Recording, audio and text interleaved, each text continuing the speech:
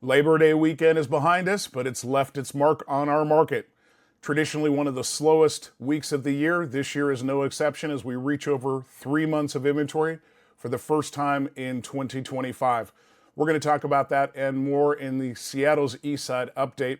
I'm your host, Tony Meier with Windermere Real Estate. We are going to cover rates for sale and pending, months of inventory, and median sales price to see how the market's evolving this week. First up is interest rates. We are moving back down. That's a good sign. We're at 6.49, closer to the bottom end of our 52-week range than we are to the top. That's good news. The Feds and Jerome Powell will be speaking in a couple of weeks. We'll see what happens with rates, and we'll keep an eye on that. But hopefully we see things tending to move downward. Homes for sale. Well, those dropped off this week, down 4% from last week. We are still up 70% compared to 2024, showing the consistent change in our market this year with more inventory.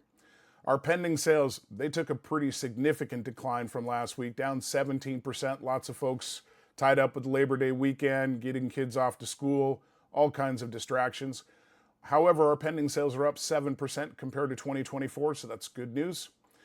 Our months of inventory, as I mentioned in the lead up on this video, we are at 3.13. That is the highest we have been this year, up from 2.72 last week.